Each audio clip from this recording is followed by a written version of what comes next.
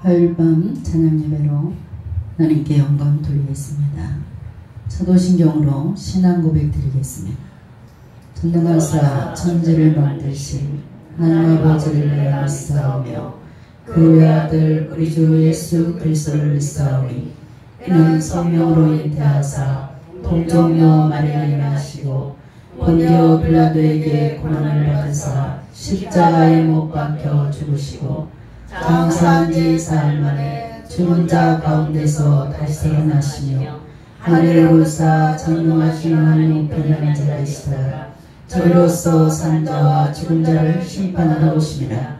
성령을 믿사오며 거룩한 공예와 성도가 서로 교통하는 것과 죄를 사하여 주시는 것과 몸이 다시 사는 것과 영원히 사는 것을 믿사옵나이다. 아멘.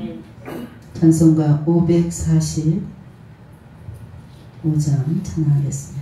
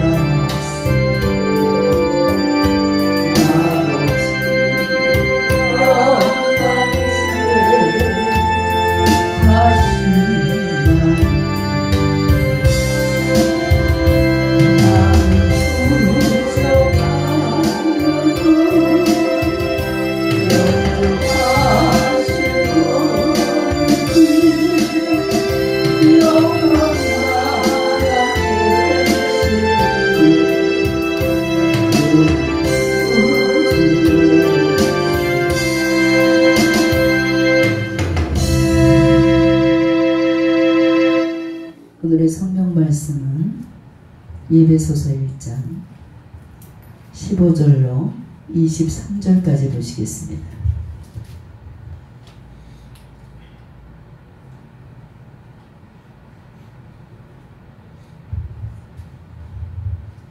예배소서 1장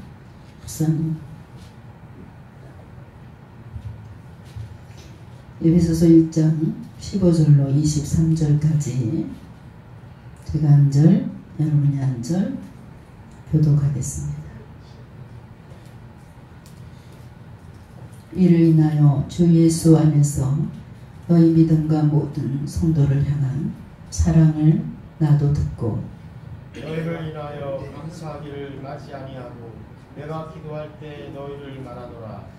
우리 주 예수 그리스도의 하나님 영광의 아버지께서 지혜와 계시의 정신을 너희에게 주사 하나님을 알게 하시고 너희의 마음을 밝히사 그의 부르심의 소망이 무엇이며 성도 안에서 그 기업의 영광의 풍성이 무엇이며 그의 힘의 강력으로 역사하심을 따라 믿는 우리에게 베푸신 능력의 지극히 크심이 어떤 것을 너희로 알게 하시기를 구하노라. 그 능력이 그리스도 안에서 역사하사 죽은 자들 가운데서 다시 살리시고 하늘에서 자기의 오른편에 앉히사 모든 정사와 권세와 능력과 주관하는 자와 이 세상뿐 아니라 온 세상에 일컫는 모든 이름 위에 뛰어나게 하시고 또 만물을 그 발 아래 복종하게 하시고 그를 만물 위에 교회의 머리로 주셨으니 교회는 그의 몸이니 만물 안에서 만물을 충만케 하시는 자의 충만이니라. 아멘. 기도하겠습니다.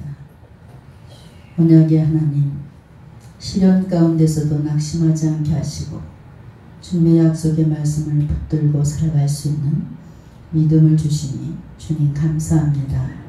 저희들에게 믿음의 눈을 뜨게 하셔서 모든 것을 감사함으로 바라보게 하시고 또 저희들의 삶을 이끌어 주시니 주님 감사합니다. 저희들 만입이 있어도 감사가 부족한 인생들입니다. 늘 감사할 수 없는 조건 속에서도 감사하는 마음으로 하나님께 영광 돌리는 삶을 살아갈 수 있도록 하나님 날마다 붙잡아 주시옵소서. 사랑의 주님, 오늘의 말씀이 영혼의 뿌리를 내리게 하시고 삶 속에 풍성한 열매로 맺어질 수 있도록 강권적으로 역사하여 주시옵소서.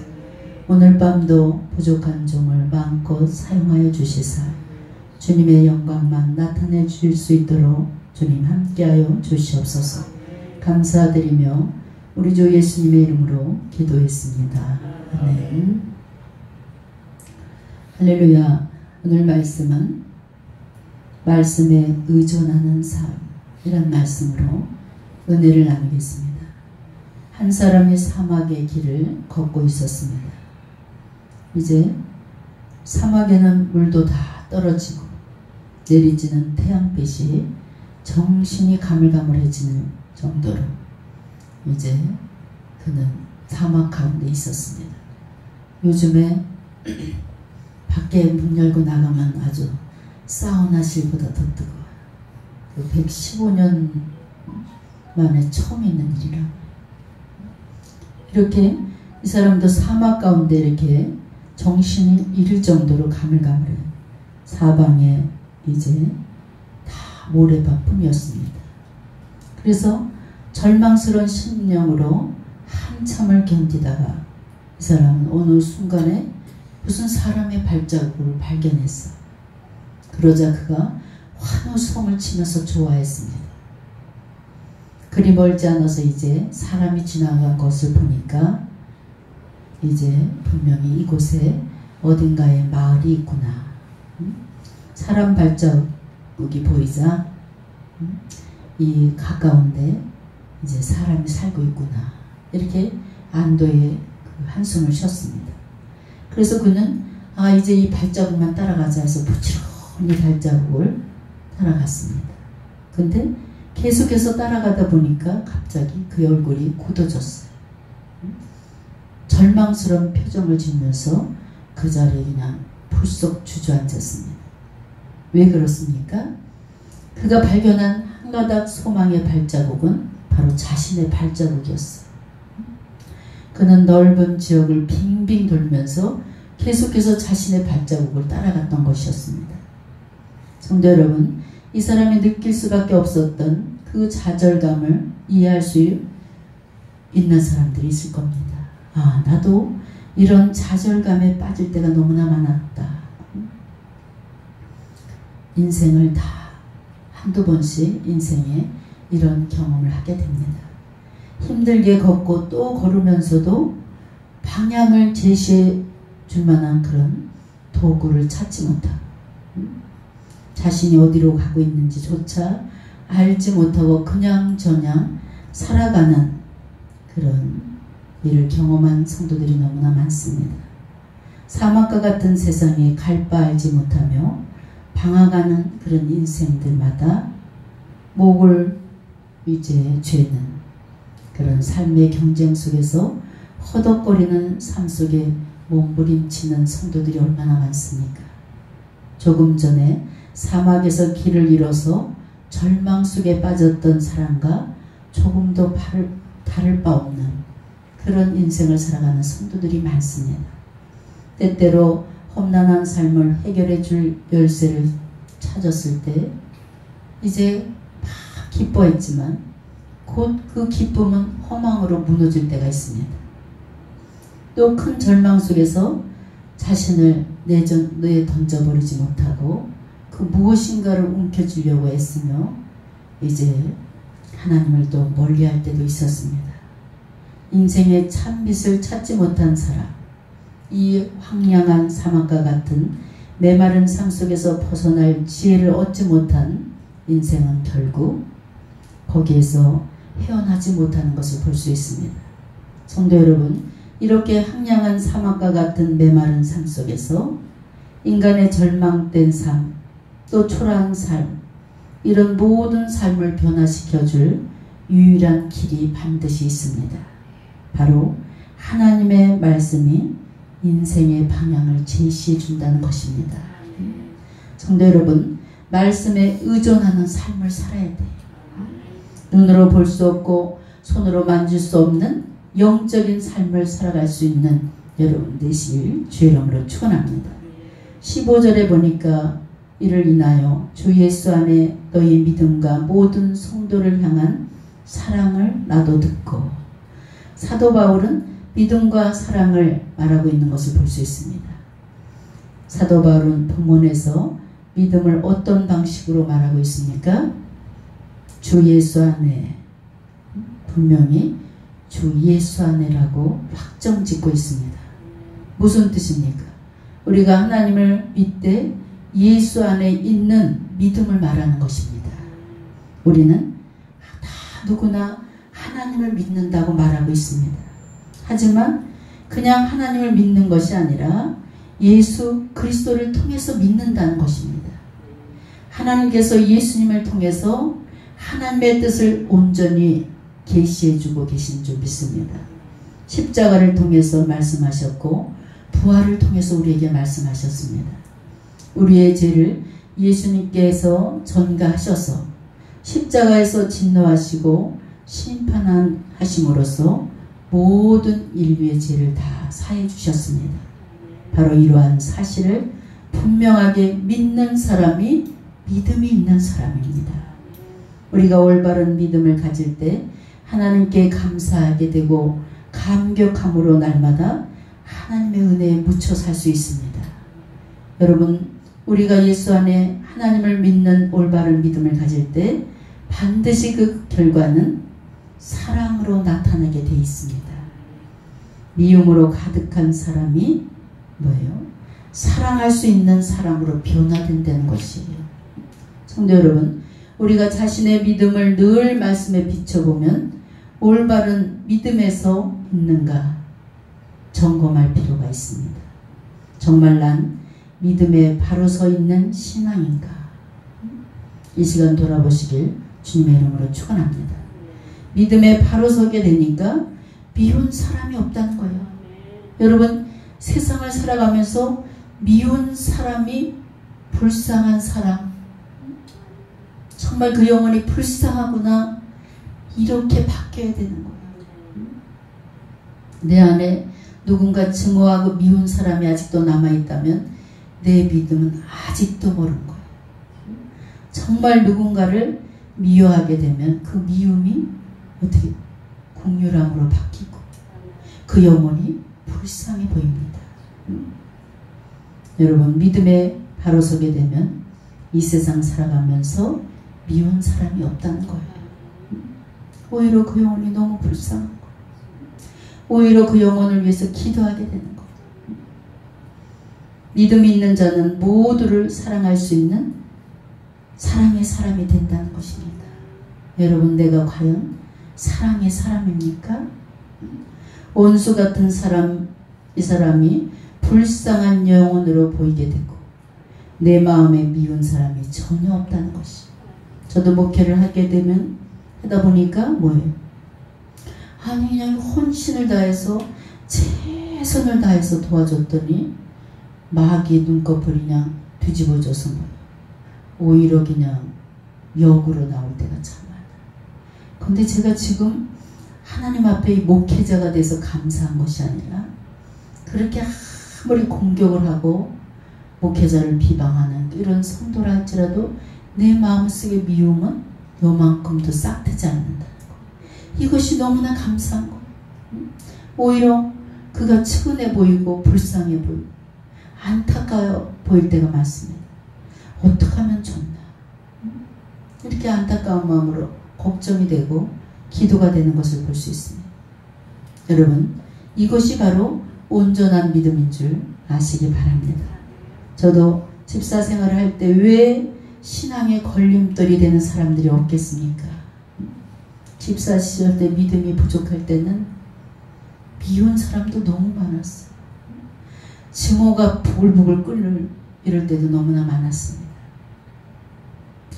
무슨 기도가 삭달되겠어요.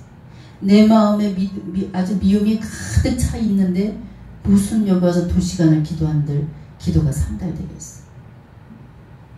연단과 많은 시련을 걸쳐서 미움이 사랑의 사랑으로 바뀌었습니다. 사랑의 사랑으로 바뀌니까 뭐예요? 바라보는 시선이 다 바뀌는 것을 볼 수 있어요. 미운 대상이 사랑의 대상으로 바뀌게 됩니다. 가정 안에서도 마찬가지. 제가 처음 예수를 믿고 우리 시어머니한테 엄청 구박을 받았어요. 서양 귀신을 데리고 들어와서 집구석에 대는 일이 없다. 우리 예수님이 서양 귀신이야. 그래가지고 그냥 호탁하면 그 핍박이 영적 보이지 않는 싸움은 대단합니다. 미워할 일이 없는데 저를 미워하는 거. 근데 그때 저도 맞서서 우리 시어머니가 그렇게 꼴도 보기 싫을 수가 없어요. 얼굴만 봐도 보기 싫어.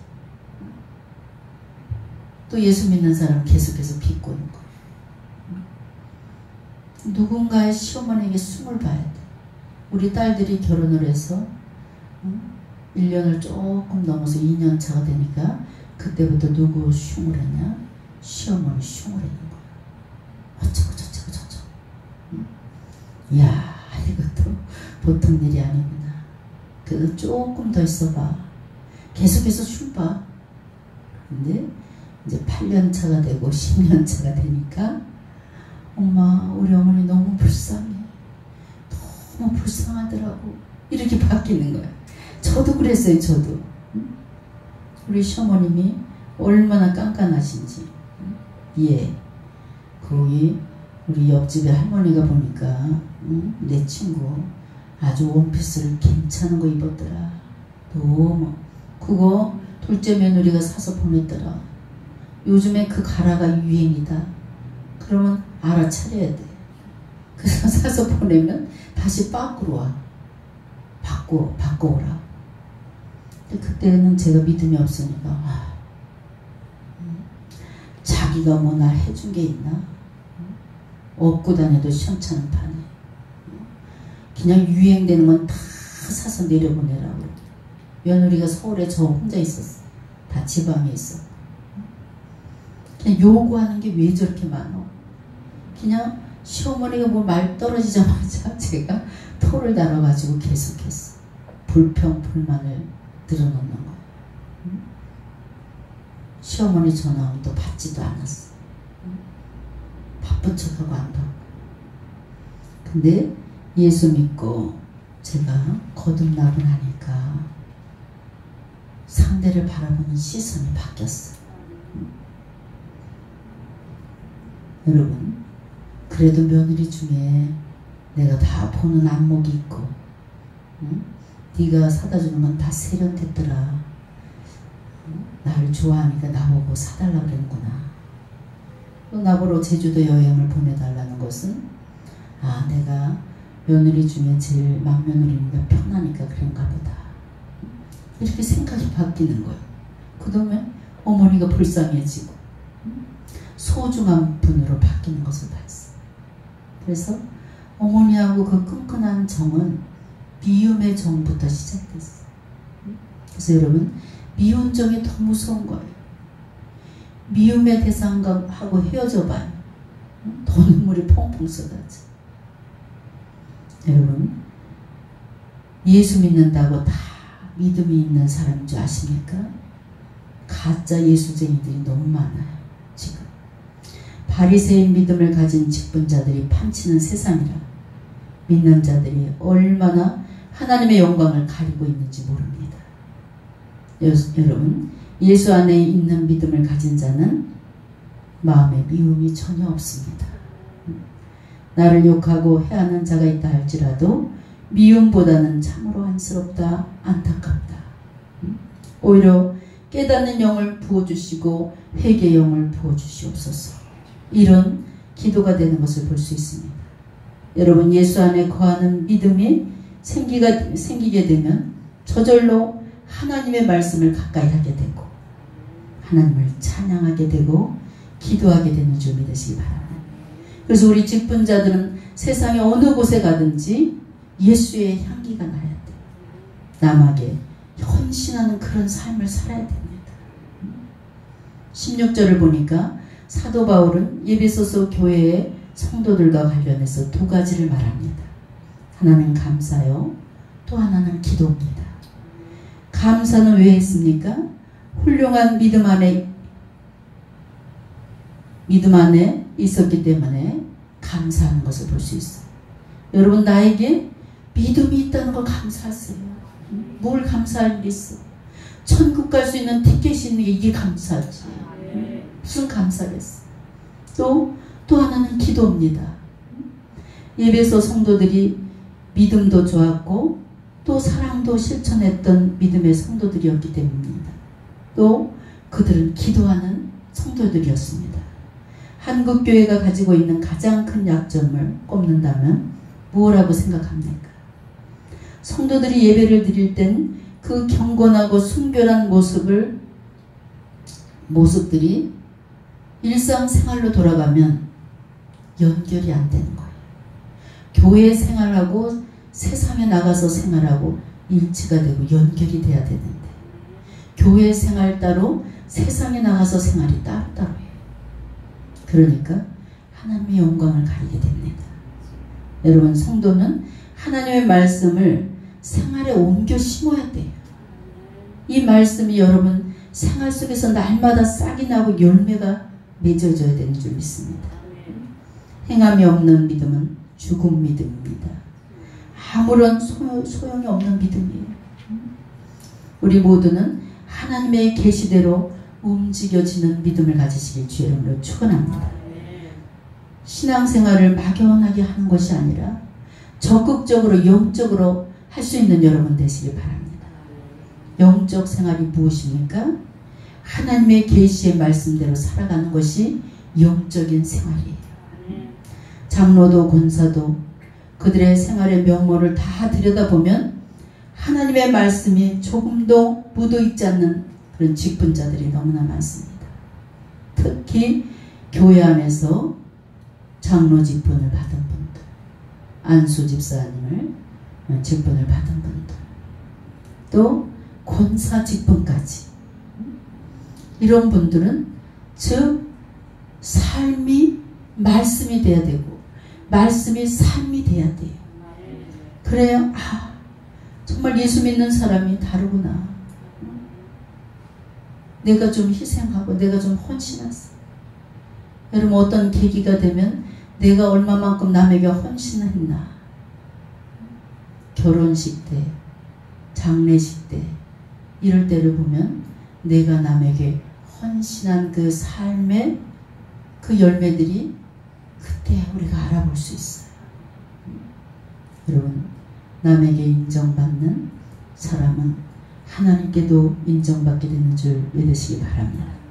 야고보서 2장 18절에 너는 믿음이 있고 나는 행함이 있으니 행함이 없는 내 믿음을 내게 보이라. 나는 행함으로 내 믿음을 내게 보이리라. 여러분, 행동 하나하나 하나님의 계시에 굴복시키는 그런 믿음을 가지시길 주의 이름으로 축원합니다. 믿음 따로 행동 따로 이런 사람들은 날마다 우리 주님을 십자가에 또 못을 받고 또 못을 받는 그런 어처구니 없는 믿음 생활을 하는 분들이 있어요. 여러분, 내가 믿음이 있다 자부하기 이전에 내가 과연 다른 사람들에게 비춰졌을 때 내가 믿음 있는 사람으로 보이냐, 이것을 한번 심각하게 생각하시길 주의 이름으로 부탁드립니다. 다른 사람들이 내 믿음을 인정해 줘야 돼. 내가 내 믿음을 인정하는 것이 아니라, 아, 저 사람 믿음 있는 사람이야, 이렇게 인정받는 성도가 되시길 주의 이름으로 축원합니다. 손가락질 받는 그런 성도, 이런 사람은 뭐예요? 바리새인 믿음. 믿음의 껍질만 가지고 신앙생활을 30년, 40년 했으면서도 열매가 없는 그런 쭉정이 믿음. 쭉정이 믿음 어디 갑니까? 지옥 갑니다. 쭉정이는 다 걷어서 불에 태우는 줄 믿으시기 바랍니다. 교회 안에서는 그냥 사랑이 많고 온유하고 겸손을 다 갖춰 보이던 그런 사람이 세상에 나가서는 어떤 모습으로 비춰지고 있습니까? 교회 안에서는 그냥 할렐루야 이렇게 아주 인자한 아버지처럼 이렇게 인사하는 장로들이 세상 밖에 가서는 성도들에게 놀렐루야, 깜짝 놀랄 일들을 너무나 많이 저지르고 다닌다는 것. 입에서 나오는 세상 방언, 입에서 나오는 그런 쌍욕들을 서슴지 않고 합니다.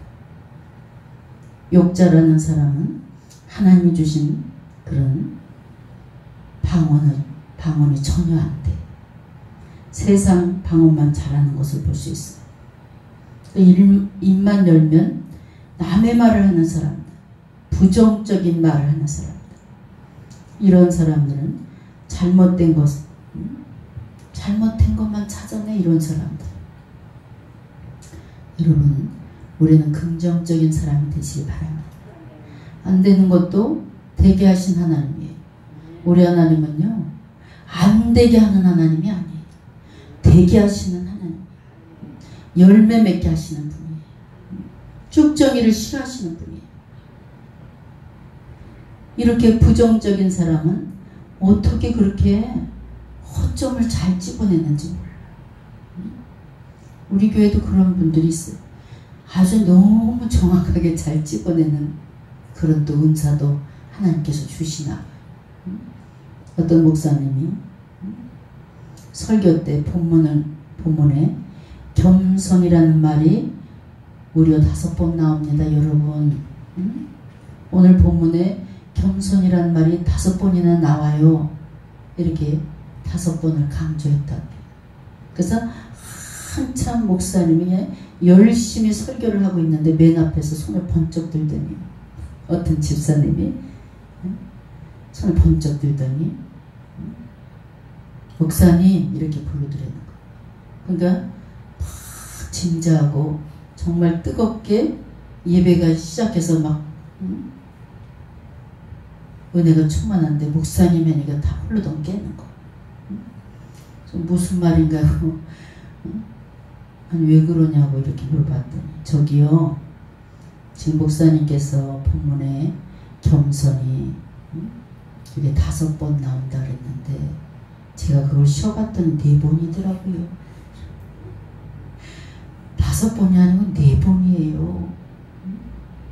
목사님은 4번을 잘못 알고 5번이라고 지금 설교를 하고 있어요.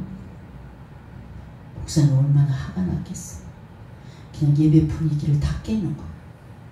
그래서 집사님, 설교를 귀로 듣지 말고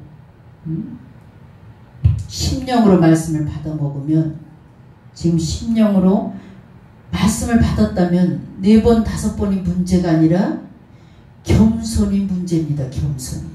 이렇게 얘기했다. 지금 제가 하고자 하는 말은 4번, 5번이 아니라 겸손의 그 핵심을 말하고 있습니다. 근데 집사님이 귀로 들으니까 4번, 5번만 듣지. 심령으로 말씀을 받아들면 겸손한 심령밭으로 받아들이면 아, 내가 겸손해야 되겠구나. 이것을 깨닫게 되는 줄 믿으시기 바랍니다. 이랬다. 여러분, 가끔 이런 사람이 교회 안에 필요합니다. 그래야 목회자들이 긴장하고 준비하니까. 말을 잘못하면 그 사람이 딱딱 찍어내니까 어떤 목사님 긴장이 된다. 여러분, 금방 서로 우리는 사랑하라고 그랬습니다. 성도는 오해보다는 이해하는 편에 서시고 하나님의 사랑으로 심는 자가 되시고 실천하는 자가 되어야 됩니다. 이런 설교가 이제 이렇게 마치게 되면 사랑하라. 서로 사랑하라. 서로 하나님께서 사랑하는 자를, 여러분, 우리 하나님은 뭐예요? 통틀어 사랑이십니다. 사랑하기 때문에 그 온 인류의 영혼들의 죄를 다 감당하시고 십자가 고통을 받으셨어요. 이 손에 요만한 몸만 박혀도, 가시만 박혀도 밤새 쑤시고 아프고, 근데 손바닥에 대못을 한번 쳐봐요. 그 고통을. 여러분, 그 영화 봤잖아요. 부르르르 떨 정도로 그렇게 아파요. 그 피를 다 물과 피를 흘려서 여러분의 죄를 사해 주신 줄 믿으시기 바랍니다. 무엇 때문에? 바로 여러분을 사랑하기 때문에. 그래서 우리 주님이 뭐라? 서로 사랑해라. 우리 하나님께서 원하시는 것은 너희들 그냥 교회 건축헌금 많이 내고 11조 많이 내고 감사헌금 많이 내, 이런 사람을 좋아하는 거 아니에요. 서로 사랑할 줄 아는 사람, 하나님이 보여주신 그 사랑을 실천하는 사람을 좋아하게 되는 줄 믿으시기 바랍니다. 이런 설교 듣자마자 그냥 예배 끝나고 밖에 나가서 싸운 사람이 있어요. 아주 작은 거 갖고 말다툼. 어떤 사람은 컵 갖고도 싸워. 금방 서로 사랑해야 된다는데 5분도 안 돼서 그냥 나가서 얼굴을 붉히고 싸우는 사람이 있어요. 여러분, 말씀을 행하는 믿음을 가지시길 주의 이름으로 축원합니다. 남의 말을 하고 싶어서 그냥 입이 근질근질한 사람, 예배에서 성도들처럼 하나님께 기도하세요. 남의 말 하고 싶을 때 그냥 무릎 꿇고 기도하세요. 남의 말은 뭐예요? 시간이 가는 줄도 모르고 떠들고, 기도는 30분도 안 돼서 그냥 벌떡벌떡 일어나는 그런 권사들도 있어요. 여러분, 이 시간 찔리는 사람은 복 받는 줄 믿으시기 바랍니다. 하나님의 말씀은 날쌘 검 같다 그랬어요. 여러분, 골수를 쪼개고도 남는다 그랬어요. 어떤 때 이렇게, 이 말씀이 무슨 검이야? 말씀이 어떻게 능력이야?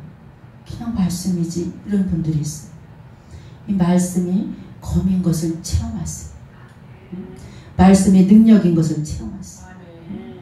저는 막 우리 아버지 때 암으로 돌아가셔. 이제 병원에서는 50대 50입니다. 왜? 심장에 구멍이 나서 깨날 수가 없을 수 있습니다.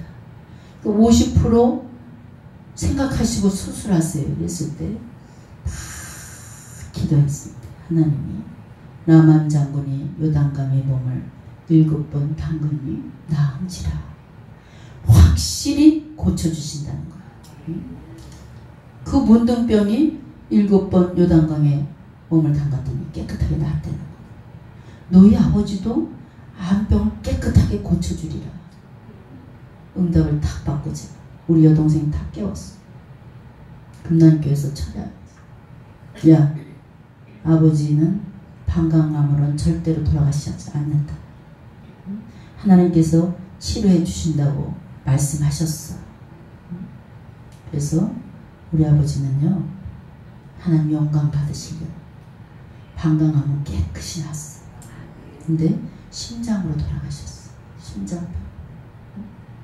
이렇듯 하나님께서는 말씀으로 치료해 주셔. 말씀으로 여러분 가난도 쫓아내 주셔. 말씀이 즉 능력인 줄 믿으시기 바랍니다. 말생 검 같았어요. 여러분 설교를 들을 때 나한테 팍 찔리는 게 있습니까? 그 찔리는 것을 고쳐야 돼요. 고치면 저 축복인 줄 믿습니다.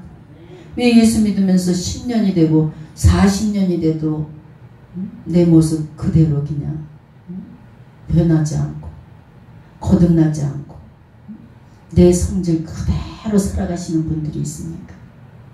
우리는 예수님의 성질로 바뀌어야 돼요. 도려낸 듯 아플 때 여러분 그 아픔을 참아보세요. 찔리는 것이 바로 내 영육을 살리는 말씀입니다. 여러분 말씀을 생활에 옮겨 심어서 하나님께서 생활 속의 열매를 원하실 때 보여드릴 수 있는 여러분 되시길 주의 이름으로 축원합니다. 왜 성도가 열매는 없고 그냥 입만 무성해갖고 직분의 타이틀만 가지고 교회를 다니는 분들이 있어요. 여러분 말씀을 듣고 그 자리에서 끝내버리지 마시고 생활에 옮겨 심으세요. 그래야 열매를 맺게 됩니다. 그래서 하나님의 말씀은 귀로 머리로 듣는 것이 아니라 심령으로 받아 먹어야 된다는 거예요. 설교가요? 제가 설교를 입으로 막 합니다. 입으로 하는 설교가 아니에요. 심령으로 애가 타도록 심령으로 전해야 여러분들이 심령으로 받아먹게 돼 있습니다. 그래야 하나님의 놀라운 역사가 일어나게 되는 줄 믿습니다. 심령으로 하나님의 말씀을 받아먹는 자만이 생활의 열매가 주렁주렁 열리게 되는 줄 믿습니다. 예수 믿고 다 구원받고 축복도 받는 여러분 되시길 바랍니다. 17절의 말씀은 사도 바울이 에베소 교회 성도들을 위해서 드린 그런 기도 내용입니다. 우리 주 예수 그리스도의 하나님의 영광이 아버지께서 지혜와 계시의 정신을 너에게 주사 하나님을 알게 하시고, 지혜의 계시란 무엇을 말합니까? 성령을 말합니다. 우리가 성령 충만함을 받음으로 더욱더 하나님에 대해서 더 깊이 알 수 있게 된다는 것입니다. 성령은 모든 것, 곧 하나님의 깊은 것이라도 통달하시느니라. 고린도전서 2장 10절에 말씀하셨듯이 우리는 성령을 통해서 하나님을 체험하게 되는 줄 믿습니다. 이 시간 성령을 통해서 하나님을 만나고 체험하셔서 진정으로 하나님을 아는 그런 여러분이 되시길 주의 이름으로 축원합니다. 욥기서 42장 5절에 내가 주께 대하여 귀로 듣기만 하였사더니 이제는 눈으로 주를 배움나이다. 성도 여러분, 18절에 보니까 너희의 마음의 눈을 밝히사 라고 말씀이 시작됩니다. 사도 바울은 에베소 교회 성도들의 영안의 눈이 띄어지기를 끊임없이 기도했습니다. 그리고 이것이 본문에서 밝히고 있는 것을 볼 수 있습니다. 여러분, 영안의 눈이 띄어지는 일이 얼마나 중요한지 아십니까? 그런데 이 말씀의 의미보다는 정확하게 이해하기 위해서 8절의 말씀을 봐야 됩니다. 거기서도 사도 바울은 이미 하나님께서 모든 지혜와 총명으로 우리에게 넘치게 하사 그 뜻의 비밀을 알게 하셨다. 이렇게 말씀하고 있습니다. 에베소 교인들은 하나님을 알았습니다. 모든 것을 다 알려고 노력을 했습니다. 그런데 왜 이미 보고 있고 알고 있는데 왜 이 말씀을 하는 것일까? 보고 듣고 아는 것도 중요하지만 눈으로 봐라 이거예요. 눈으로 보입니까? 영안의 눈이 띄어지면 눈으로 보입니다. 환상이 보입니다. 하나님이 일하시는 것이 눈에 보이게 되는 줄 믿습니다. 영안의 눈이 띄어진 자만이 이 하나님의 말씀이 움직이는 게 보이는 거예요.